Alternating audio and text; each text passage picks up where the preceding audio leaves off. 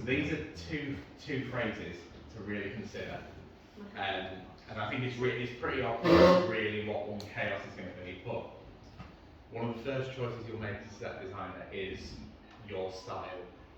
Yeah, and that's, you judge this from the text. You know, what does the piece lend itself to? What do you like creating?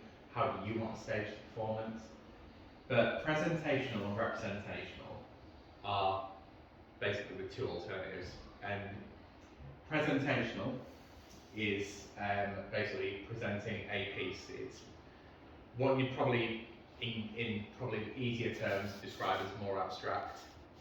Yeah, so when we're thinking about showcase, for example, that is probably more presentational because we're not trying to recreate faithfully a 1960s kitchen.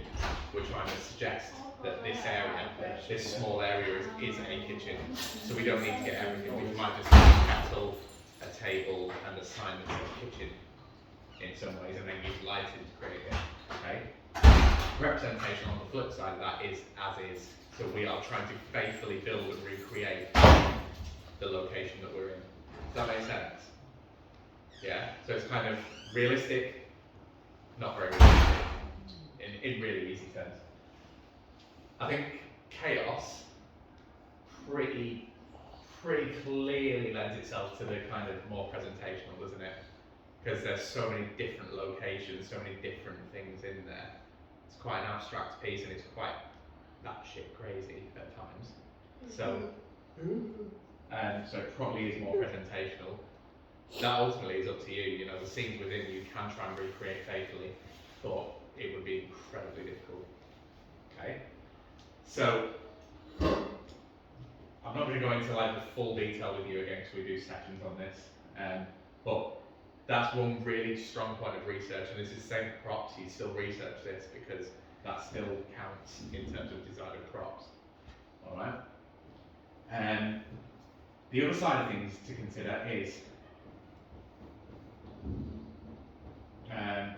ignore my writing, but unit set and move-in set.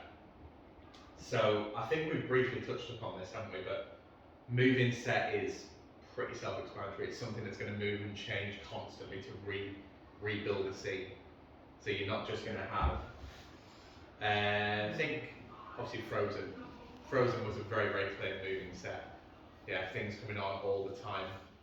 And very luckily, Dear Evan Hansen was a unit set, which is one set that then changes very slightly, all within one framework. So where Dear Evan Hansen, it always had the screens, even though they moved slightly, it always had the screens, it had the band in one corner, and then it had little things that came on to recreate different areas. So it always had the little trucks that came on to be different bedrooms, different tables. Whereas Frozen was just, we need a bridge, let's have a bridge, because we're Disney and we've got lots of money, basically. Is there a spare script?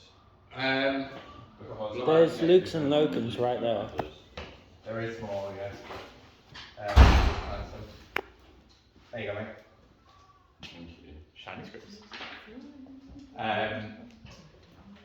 So again, yeah, moving set, big. You can recreate areas in much. So in some ways, moving set is very, very much tied into representational because you can just go right kitchen here. That goes away, and then a living room comes in. Whereas presentational lends itself to unit set because you've got that one block framework that different areas come on within. How many different scenes are there in Chaos that you've come across so far, roughly? Or different locales? Too many? 14 so far. 14 different areas? Yeah. So that really influences your choices because if you are going to move in set, which you can't particularly do in the box too well anyway, to create 14 whole different sets and be able to store them, move them, get them on stage, get them off stage, it's just not impossible. Especially without the use of things like they had in Frozen, like the why is the word going out of my head? Like the automation, you know, being able to move stuff on and take that off into the wings and so on. So realistically, you are looking at a unit set, so you're going to create a framework, and then it's how you bring different scenes on and basically present them. So you're going to present. Give me the first kind of scene that you see. Really. It's the train station, isn't it? Yeah. So if you imagine that you've just got that blank framework, you might then have a set area, or you might use set elements that are going to recreate the train. So you're not going to physically need to get a platform, a bench, the signs, paint the floor, create a backdrop. You're not going to need to do all of that. You need to basically isolate the key things that you might need for to present that set. So you're looking at different areas, and you're going to look at where in the world it is and so on. Is it the underground, or is it Kendal bus station, Kendal train station? So you've got to think about what the key areas, because they're very different in what they look like.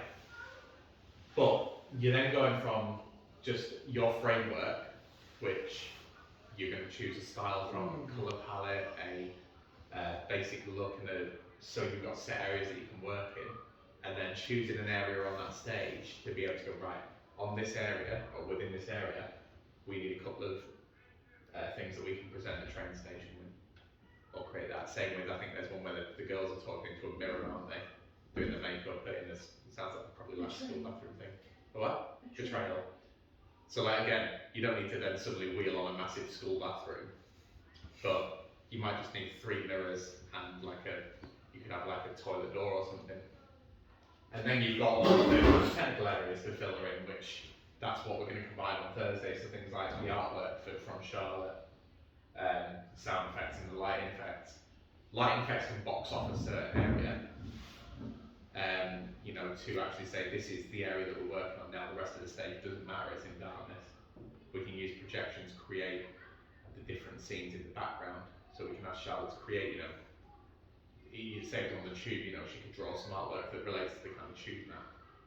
We can actually pitch that and say this is what we need. So there's all of that side of things. So I think really the only way to go with this is presentation on a unit set. I don't think there's any feasible other way of doing it, especially if you've got 14 different areas so far. Yeah.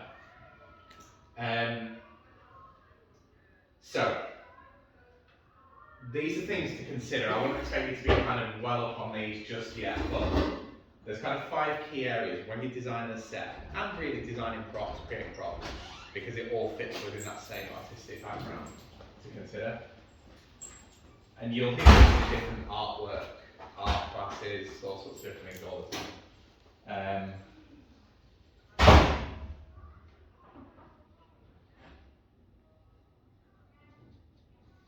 I don't know what that is. Okay. So 5 key areas when you're designing the set to think about: line, form, mass, colour, texture. Okay. They're interpreted slightly different depending on what kind of artwork you're doing, but they are kind of basic artistic principles. Okay. So you'll always hear these different across the board. So don't take these as kind of a gospel. This is how set has been done since before Christ. Yeah. It's an interpretation and how it works. So these two are pretty self-explanatory. Okay, colour and texture.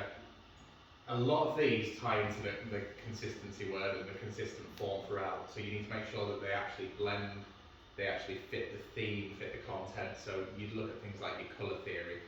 What colours reflect emotions, moods, what's the content of the piece. You don't want to go really sad, beautiful, like eloquent piece and then suddenly throw up pink, yellow, red, because that will just throw the whole piece out of whack.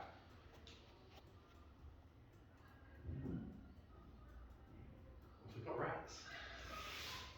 That's weird. So yeah, colour is basically about choosing the appropriate theme. I know that Lauren's really keen on that kind of electric blue kind of feel, isn't she? I think that was in the first meeting. Am I imagining that? Or was that? No, she said that she wanted. So as an overall kind of base colour, that's one that we've worked on there. So colour's pretty easy. Texture and mass are interpreted slightly differently because we know what texture is. Stone, we want it to look like stone. How can we recreate an effect without obviously hauling in huge wads of stone? So this is Painting. like we've done bits of it in Torchlight and things like that. You know, how can we reflect and not reflect, sorry, kind of recreate the same effect of stone, of rust, of certain different textures using different materials. So a really good example I always give on there is like when we're trying to create rusty pipes. Obviously, you don't want to just have rusty pipes because there's all sorts of health and safety stuff that will come in. But you know, obviously harm to people because it's big and rusty, which means it's probably spiky and even, and also probably not quite as secure and strong as it should be. What we've done in the past is we've used cinnamon to create rust. Just cinnamon and spray. Because actually, if you you spray a kind of solvent onto metal and then just throw cinnamon on it, it then actually like molds into like different colours and different little textures, but it looks almost identical to rust. And a lot of that's through experimentation, you know. I don't think that's just an example, but you know, trying to recreate greenery, for example, when you know perhaps you don't want to have all sorts of you know leaves and branches and stuff on stage. If you need to recreate that, how can you make that same texture? So you need to look at that and think, how can we recreate that? And that's tied really heavily into mass.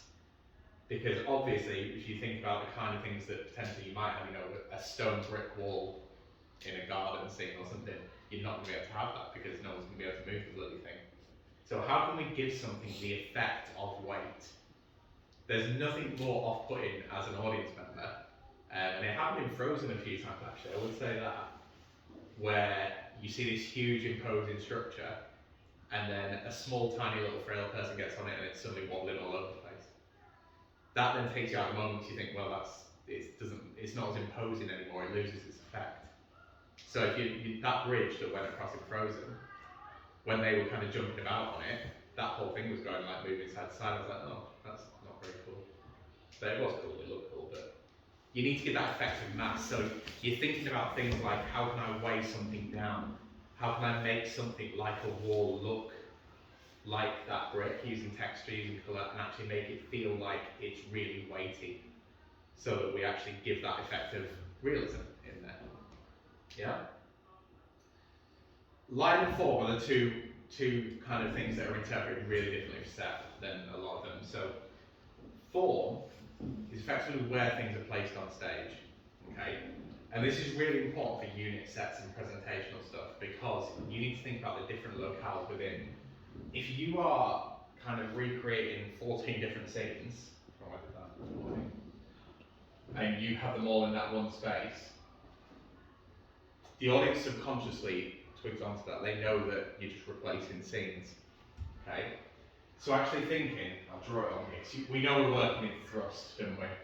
So we're working like this.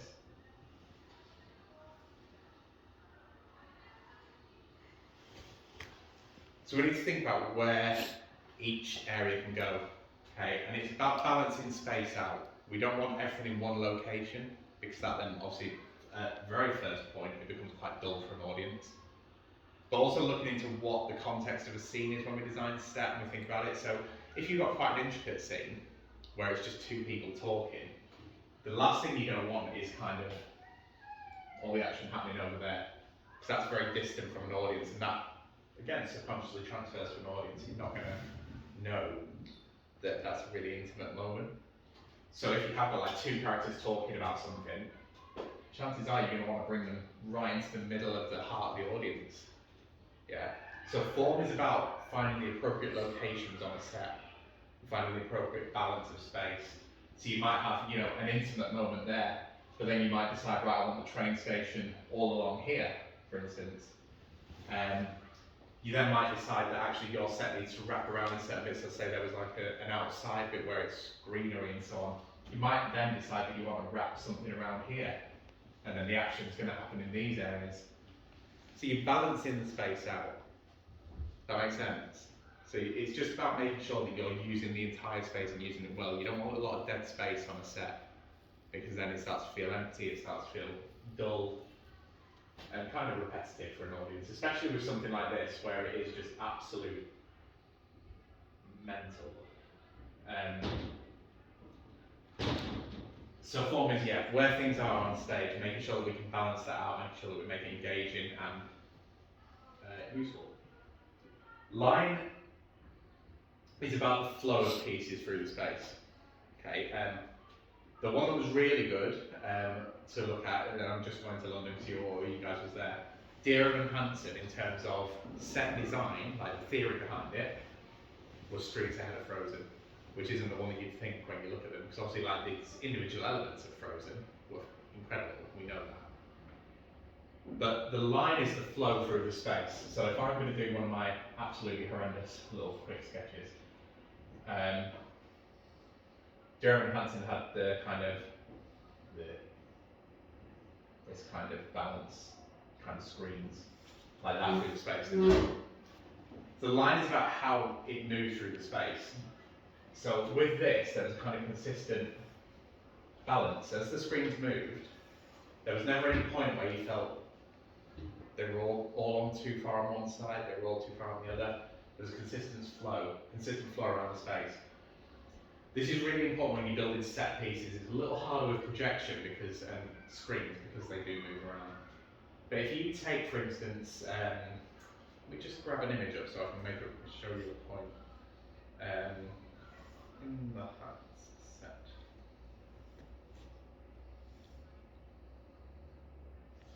Here we go.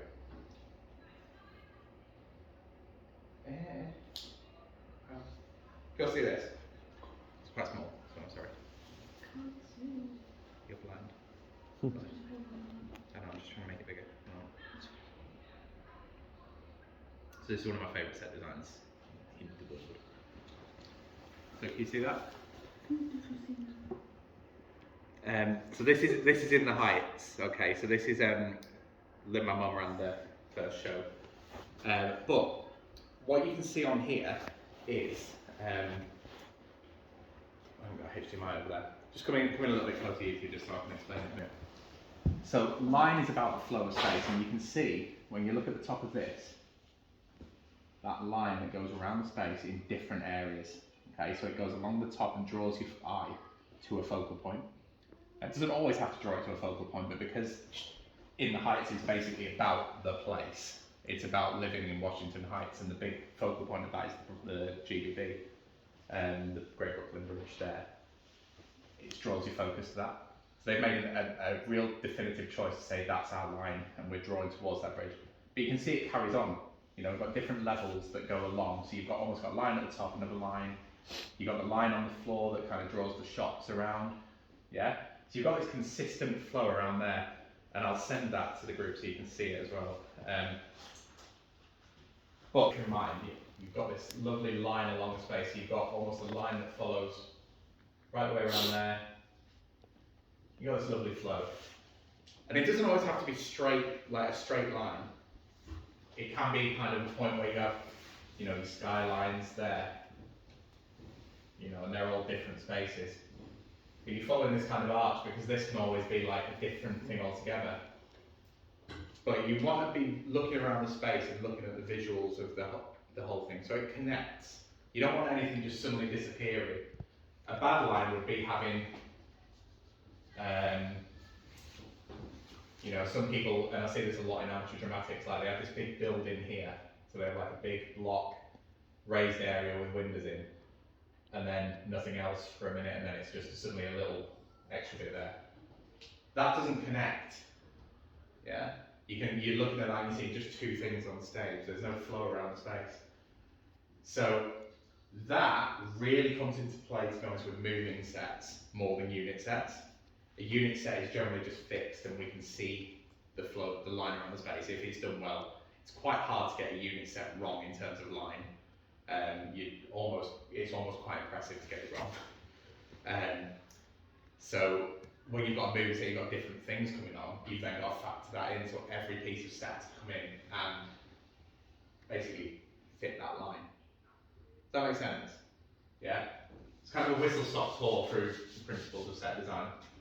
But they're the things that I want you to consider. So you've got line, mass colour, form, mass colour, texture, presentational, representational, unit set, moving set.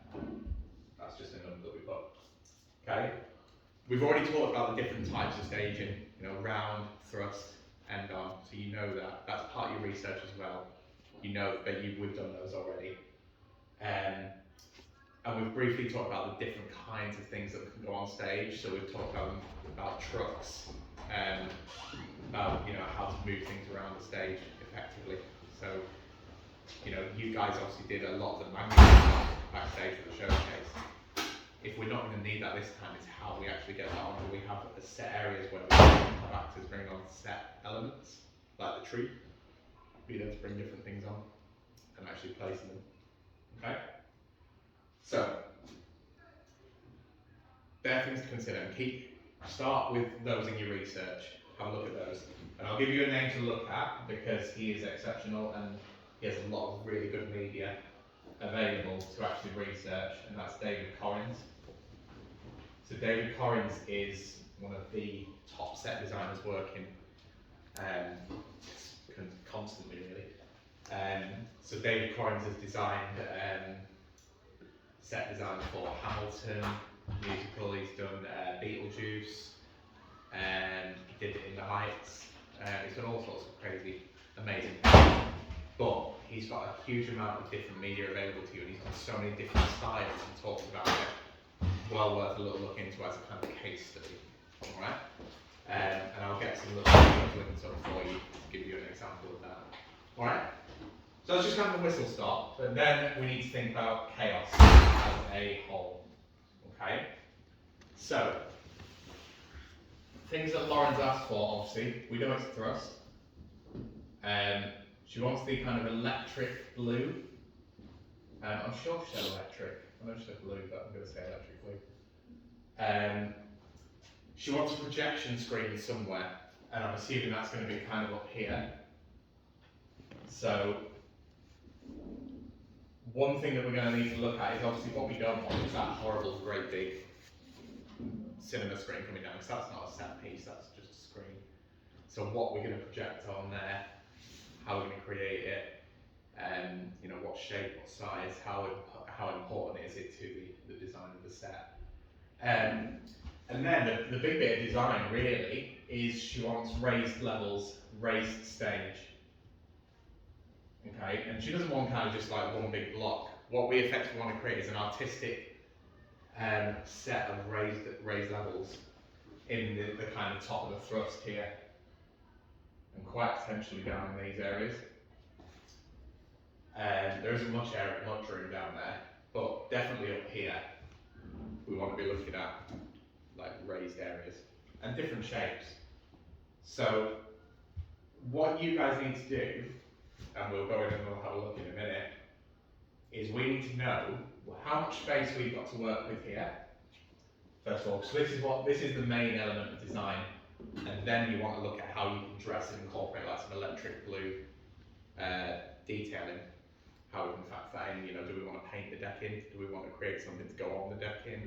Do we want any materials, anything draped? Do we want anything at all really? There's all sorts of areas that we could have in there. So we'll just open it for debate, but I'll kind of talk through this bit first. So in the scaffolding, have you guys been in the scaffolding? That one, yeah. So it's literally countless amounts of steel deck, okay, and we've got 8 foot by 4 foot, 6 foot by 4 foot, 4 foot by 2 foot, and we have the triangles. So we have literally, they're all